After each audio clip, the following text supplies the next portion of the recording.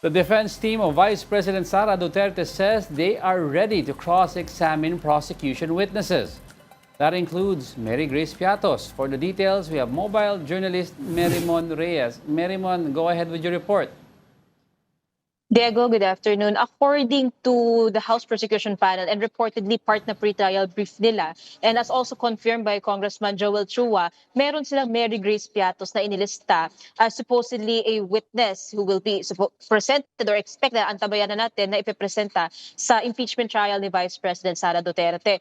Meanwhile, ang sabi naman on the defense ni Attorney Michael Poa, so far sa kanila wala raw silang nakalistang Mary Grace Piatos, pero they're open din to cross-examine just in case. That also includes si Attorney Michael Poa na kung ipapatawag din daw, okay din naman sa kanya to as long as ang question nila ay within bounds. Kumbaga, ito yung pasok talaga doon sa offense na kanilang kine-question or inaalam alinsunod nga dito sa impeachment trial proper. What we know so far, kani-kanina lang nasabi naman ni Clerk of Court Attorney Ray Bantug, set na sila. Hopefully tonight until 7 p.m. supposedly or hanggang basta matapos sila ngayong araw na ito, lahat ng pagmamarka ng pieces of evidence para sa pag-aayos na rin ng pre-trial order. Ang huling nasabi naman ni Congressman Terry Ridon, they're optimistic na hindi na raw aabot ng 7 p.m. yung pagtatapos ng pre-trial conference this day. Ang huling nasabi ni Congressman Ridon, though hindi pa ito binibigyan talaga ng specific number ni Clerk of Court Bantug, hundreds na lang daw yung mga dokumentong kailangang i-process at markahan ngayong pre-trial conference. Diego. Alright, until now ba, Merimon, hindi binibigay yung totoong pangalan ni Mary Grace Piatos? Kasi at this point, dapat pinapakita na sa kanila yung actual witness or at least binibigay yung real name, di ba? Kasi sinasubmit na nila sa court ito as a witness. Well, I understand naman pwede ang surprise witnesses. Ito yung inaalam natin patungo, for example, may aliases na lang bang gagamitin or as is ba kung may nahanap na ba talaga silang nagngangalan nito. Kasi ang huling sinasabi naman ng Philippine Statistics Authority sa House of Representatives, walang civil registry record na nakalagay na Mary Grace Piatos. Wala raw birth, walang marriage, kahit pa nga death, so far wala talagang lumalabas na kahit na ano. Kaya we're still waiting tungkol dyan. While si Congressman Ridon, very tikom yung bibig niya patungkol sa pagkakakilanlan kung may tao na bang ipepresenta or ang point is may lista pero inaabangan pa yung pagharap nito. Yan yung titingnan na lang daw natin kapag ka nag-start na yung trial proceeding. Ayaw nilang mag-preempt or ma-preempt itong pre-trial conference na currently ay ginagawa nila. Diego. All right. Well, aside from Mary Grace Piatos, who are the other witnesses that ma-expect natin from both sides?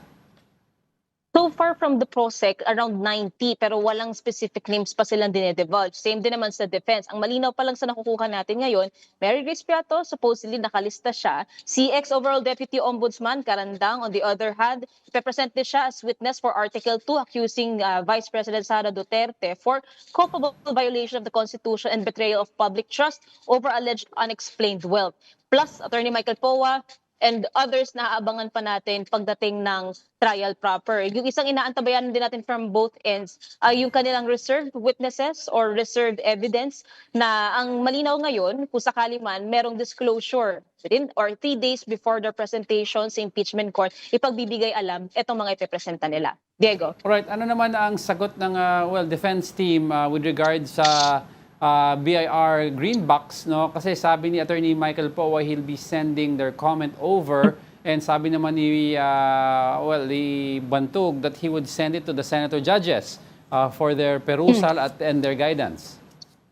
Diego, kanina, ang sabi ni Clerk of Court Bantug, wala pa raw so far na ibababang decision ng Senate as an impeachment court regarding that. Ang malinaw pa lang, napaikot na raw yung manifestation ng House Prosecution Panel sa opisina ng iba't ibang senator judge.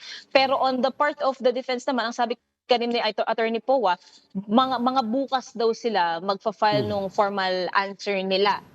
So ang next na naging question namin doon, kung ang target nila ng buong lahat ng parties na nandito na matapos yung pre-trial conference today, anong difference, bakit bukas pa sila magpa-file ng response? Basta ang sinasabi raw, yung matter kasi ay sasagutin pa rin naman daw yan ng impeachment court. So for now, inaantabayan na natin kung ano yung magiging call ng korte. Pero ang sinasabi naman dito, kung sakaling hindi siya ma-pre-mark yung kahon na yan, considered as a box pa lang din daw yan. Pero hindi naman malabo na maaari pa rin daw yan ma-present sa trial proper mismo at doon pwedeng markahan yung nilalaman nitong mga ebidensya. Supposedly tax records related to Vice President Sara Duterte pati sa kanyang spouse na si Man Scarpio. Diego. Alright, with finality, masasabi ba natin, Marymon, na matatapos on time ang pre-trial or mag-extend ito and July 6 na nga ba ang start?